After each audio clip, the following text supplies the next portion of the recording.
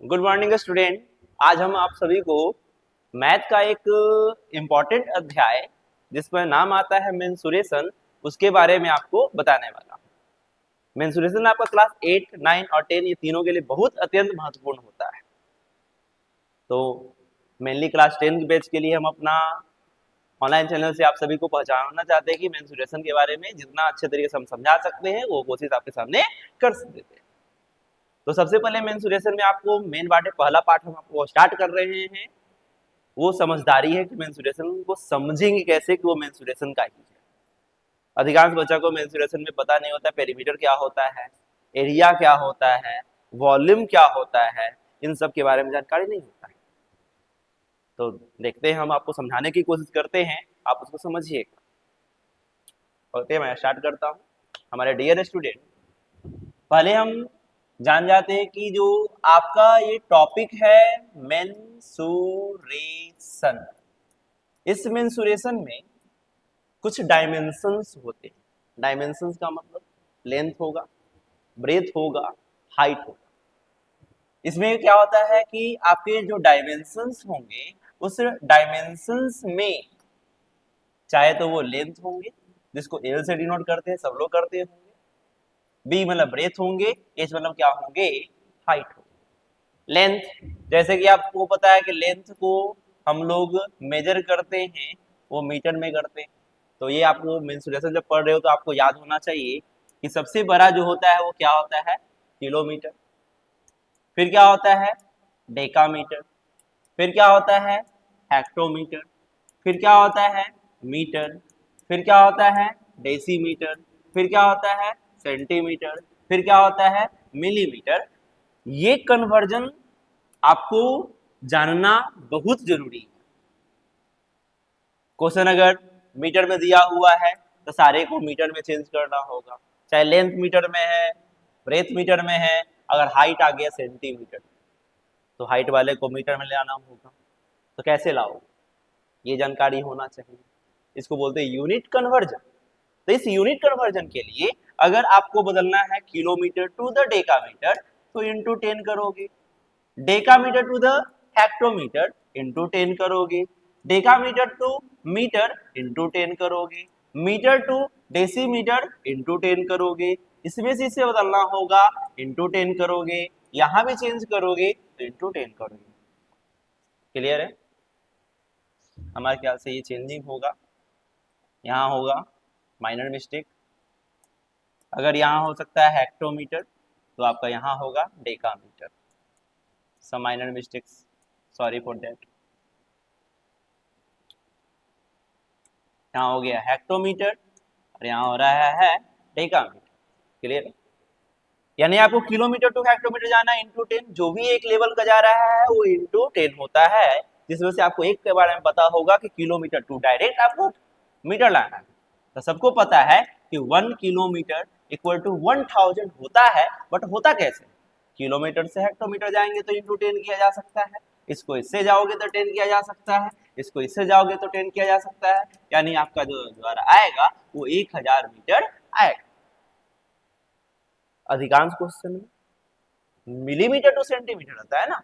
तो अगर हम वापस आते हैं यानी राइट टू लेफ्ट आते हैं तो मिलीमीटर से इसे जाना है तो आपको 1/10 करना होगा, इससे आपको वापस आना है तो 1/10 करना होगा, इससे आपको वापस आना है 1/10 करना है। हर एक लेवल में आपको एक स्टेप पीछे जाना होता है तो आप क्या करोगे, 1/10 करोगे। ये यूनिट कन्वर्जन आपको आना बहुत जरूरी है।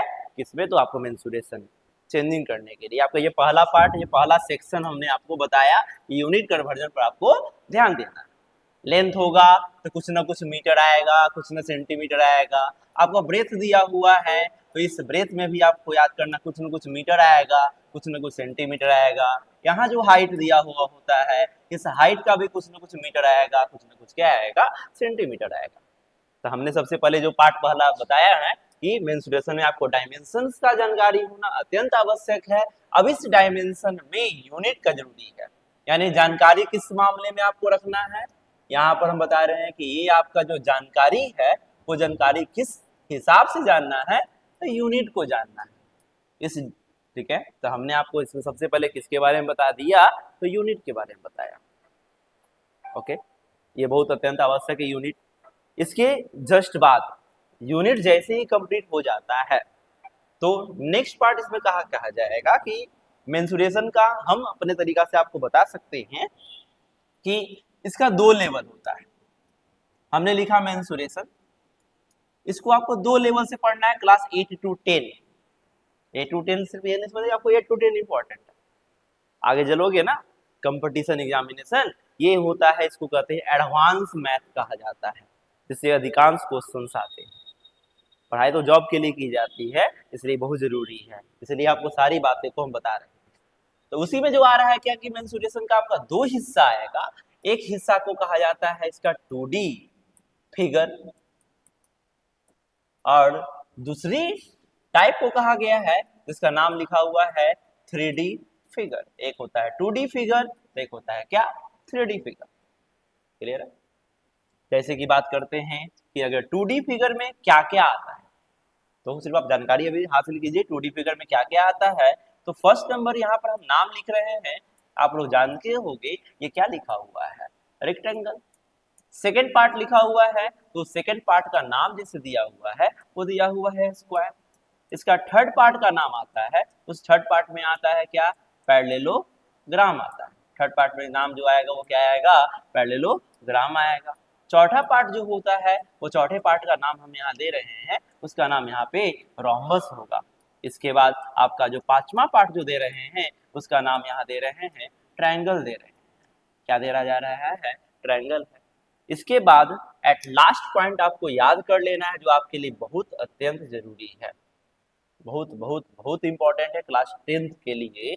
वो पार्ट का नाम F नंबर पार्ट में आते हैं, वो आपका क्या है, सर्कल। ये क्लास 10th लेवल का बहुत ज्यादा इंपॉर्टेंट है, आपके टॉपिक में, आपके सिलेबस में। ये जो भी है 2D फिगर होगा।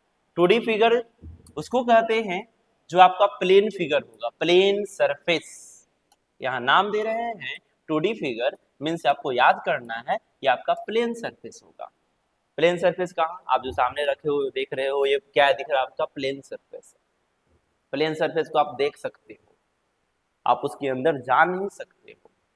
देखने का मतलब कि आपका जो दिख रहा है रेक्टेंगल टीवी दिख रहा है, टीवी का जो स्क्रीन है इसका ये लेंथ हुआ, ये क्या हुआ, ब्रेथ हुआ। तो ये लेंथ और ब्रेथ, आप इसका सरफेस पे हाथ रख सकते हो, इसके अंदर नहीं जा सकते।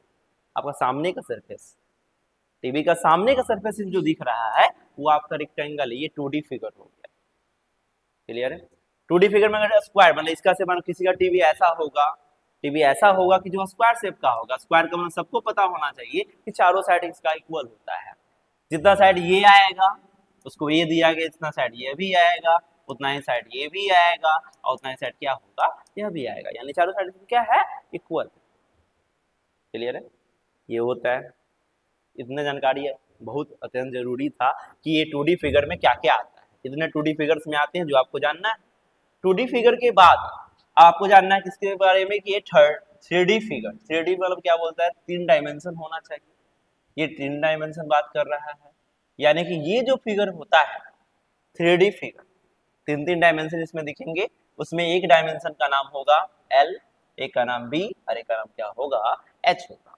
ये किसी भी वॉल्यूम में बात करते हैं, किसी स्पेस में बात करते हैं। जैसे हम टीवी बोल रहे थे, टीवी को सामने से देखोगे प्लेन दिखेगा, लेकिन टीवी के अंदर कुछ ना कुछ क्या होंगे, कुछ इंस्ट्रूमेंट होंगे, इसकी वजह से टीवी चल रहा होगा। तो जिस स्पेस में इंस्ट्रूमेंट होगा वो अंदर का वॉल्यूम, तो वॉल्यूम होगा तो किस हिसाब से होगा, तो आपके सामने जैसे मान लिया जाए कि एक ऐसे बना दिया जाए, एक ऐसे बना दिया जाए, ये दिख रहा है।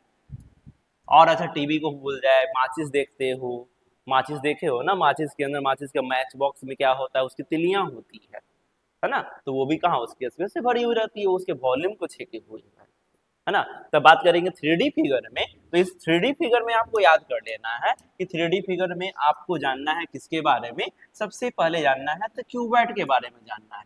ये आपके सामने जो दिख रहा है वो क्यूबॉइड, आपका जो रूम दिख रहा होगा, बड़ा सा हॉल दिख रहा होगा, क्यूबॉइड शेप का है। सेकेंड बताया जाए, इसमें एक आता है क्यूब शेप का आता है, क्यूबॉइड के बाद क्यूब आएगा। क्यूबॉइड के बाद क्यूब खत्म हो जाएगा, उसके बाद आपके सामने आएगा जिसका नाम है सिलेंडर। सिलेंडर आने के बाद इसके बाद आपको पढ़ना है कोन के बारे में। कोन खत्म हो जाएगा तो कोन के बाद आपको पढ़ना है वो एक और नाम आया, उसका नाम स्फीयर है। इसी स्फीयर का ही एक पार्ट हो जो आधा कर दिया जाता है, तो इसका नाम क्या होता है, वो होता है हेमिस्फीयर होता है। यानी ये सारे पार्ट को जानना है कहाँ पे, तो 3D फिगर में जानना है। तो ये सिर्फ जानकारी हुआ कि आपको मेंसुरेशन पढ़ना है, तो ये सब होता है। 2D फिगर क्या, 3D फिगर क्या। 2D फिगर में आपको मेनली हम बता सकते हैं कि इसका निकालना क्या होगा, जब भी होगा तो पेरीमीटर निकालना होगा और दूसरा एरिया निकालना होगा। क्या क्या फाइंड करना होगा, तो फाइंड रहता होगा पेरीमीटर और फाइंड होता होगा एरिया। इसमें बात करते हैं तो 3D फिगर में फाइंड करना रहता है क्या, सरफेस एरिया। क्या बात करते हैं, सरफेस एरिया फाइंड करना होता है। ये सरफेस एरिया में दो पार्ट होगा, एक कहा जाएगा LSA लैटरल और एक कहा जाएगा TSA टोटल। ये फाइंड करने के लिए होगा कहाँ पे, तो 3D फिगर में। 3D फिगर में और क्या फाइंड करने के लिए होगा, तो उसके अंदर का वॉल्यूम, यानी उसके अंदर क्या क्या चीजें रखा सकती है, वो उसका वॉल्यूम इससे फाइंड करना होगा। ये सब बातें हम पढ़ेंगे आपका मेंसुरेशन में। ये आपका फर्स्ट लेक्चर है, फर्स्ट पार्ट हुआ। इस पार्ट को आपको अच्छे से समझ लेना है। बार बार बोल रहे हैं, मेंसुरेशन पढ़ना है तो उसके डायमेंशंस के बारे में, उसके यूनिट के बारे में सीखना अत्यंत आवश्यक है। उसको मेन सीखोगे तो आप लोग बच्चे लोग इन दोनों चीज़ों को, हमने पहला जो ये बताया पार्ट, मेंसुरेशन में डायमेंशंस होते हैं, डायमेंशंस में लेंथ ब्रेथ और हाइट होते हैं, यूनिट कन्वर्जन, ये हमने आपको पार्ट क्या बताया, इस यूनिट कन्वर्जन को जानना है।